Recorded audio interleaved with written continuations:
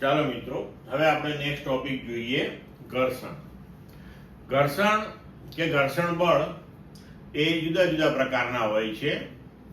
સ્થિત ઘર્ષણ, ગતિક ઘર્ષણ, રોલિંગ ઘર્ષણ. હવે આપણે સૌથી પહેલા સ્થિત ઘર્ષણથી શરૂઆત કરીએ. રાઈટ? ધારો કે આપણે આકૃતિમાં દર્શાવ્યા મુજબ એક પદાર્થ, એક ચોસલું સમક્ષિતિજ સપાટી ઉપર મૂકેલું છે, બરોબર? તો આ ચોસલાનું વજન બળ જે ગુરુત્વાકર્ષણના લીધે અધો દિશામાં હશે, સપાટી ઉપર લાગશે, અને સપાટી દ્વારા ચોસલા ઉપર લાગતું લંબ બળ ન્યૂટનના ગતિના ત્રીજા નિયમ અનુસાર એ બંને એકબીજાને સમતોલતા હોય છે, બરોબર છે? પણ હવે ધારો કે અહીંયા આપણે આ ચોસલા ઉપર કોઈ બાહ્ય બળ F લગાડીએ, બરોબર છે? તો આમ તો ગતિના બીજા નિયમ અનુસાર F બરાબર ma, એટલે A બરાબર F ભાગ્યા m થાય. તો જો આપણે આ ચોસલા ઉપર બાહ્ય બળ F લગાડીએ તો આ ચોસલું પ્રવેગ A બરાબર F ભાગ્યા m, જ્યાં m ચોસલાનું દળ, એટલા પ્રવેગથી ગતિ કરવો જોઈએ. પણ વ્યવહારમાં આપણે જોઈએ છે ઘણી વખત કે કોઈ સપાટી ઉપર કોઈ પદાર્થ આપણે મૂકેલો છે અને એને આપણે બાહ્ય બળ લગાડીએ છીએ તો એ ખસતો નથી. હવે ધારો કે ખસતો નથી તો એનો મતલબ એવો થયો કે આપણે જે બાહ્ય બળ લગાડ્યું છે એને કોઈક એક બીજું બળ છે એવું કે જે સમતોલે છે, અને એ આ બે સપાટી વચ્ચે લાગતું સ્થિત ઘર્ષણ છે, બરોબર છે? તો આ સ્થિત ઘર્ષણ એ આપણે જે બાહ્ય બળ F લગાડ્યું છે તેને સમતોલે છે, બરોબર છે? હવે અહીંયા આપણે જેમ જેમ જેમ બાહ્ય બળ F વધારતા જઈએ છીએ તેમ તેમ આ સ્થિત ઘર્ષણ પણ વધતું જાય છે. સ્થિત ઘર્ષણ એમનેમ નથી આવતું. સ્થિત ઘર્ષણ જ્યારે આપણે બાહ્ય બળ લગાડીએ છીએ ત્યારે જ અસ્તિત્વમાં આવે છે. હવે અહીં આપણને સમજ પડે કે જો આ ઘર્ષણ ન હોય તો આપણે લગાડેલા બળની અસર હેઠળ પદાર્થ ગતિમય બને. એટલે ઘર્ષણ બળની ગેરહાજરીમાં પદાર્થ કંઈક ગતિ કરે, પણ ઘર્ષણ બળના લીધે કરીને ગતિ કરી શકતો નથી, બરોબર છે? એટલે કે બાહ્ય બળની અસર હેઠળ પદાર્થની જે સંભવિત ગતિ થવી જોઈએ એ થતી નથી. તો બીજા શબ્દોમાં આપણે એવું કહી શકીએ કે ઘર્ષણ બળ એ પદાર્થની સંભવિત ગતિને અવરોધે છે.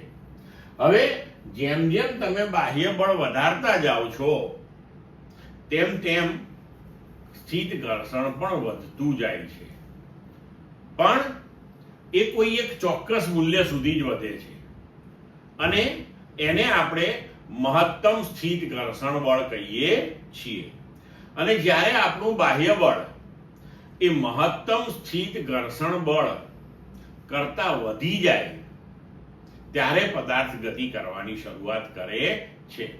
અને જ્યાં સુધી બાહ્ય બળ એ મહત્તમ સ્થિત ઘર્ષણ બળ જેટલું જ હોય તો આપણે એવું કહી શકીએ કે હવે પદાર્થ ગતિ કરવાની તૈયારીમાં છે.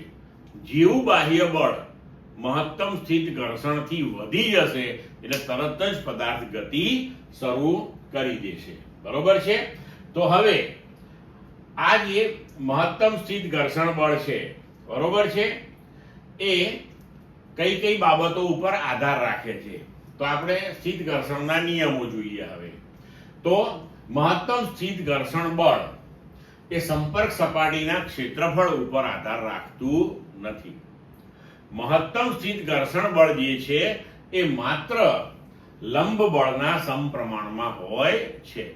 એટલે આપણે લખી શકીએ કે સ્થિત ઘર્ષણ બળ Fx મેક્સિમમ એટલે કે મહત્તમ સ્થિત ઘર્ષણ બળ ચલે છે લંબ બળ.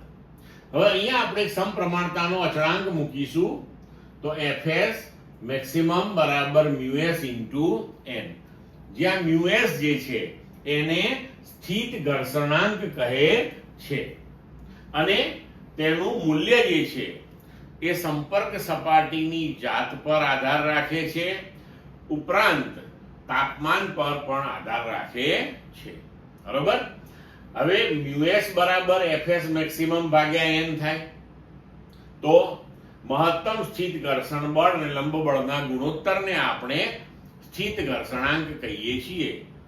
તો અહીંયા તો બળ ભાગ્યા બળ જ આવશે ને મ્યુએસ બરાબર, એટલે એ એકમ રહિત અને પરિમાણ રહિત અચળાંક છે અને તેનું મૂલ્ય જે છે એ હંમેશા 0.01 થી 1.5 ના ગાળામાં હોય છે. બરોબર છે. હવે આપણું સ્થિત ઘર્ષણ બળ is less than or equal to μs into n હોય ત્યાં સુધી પદાર્થ ખસે નહીં. બરોબર છે. જ્યારે fs મેક્સિમમ બરાબર μs into n થાય ત્યારે એ ખસવાની તૈયારીમાં હોય. બરોબર છે.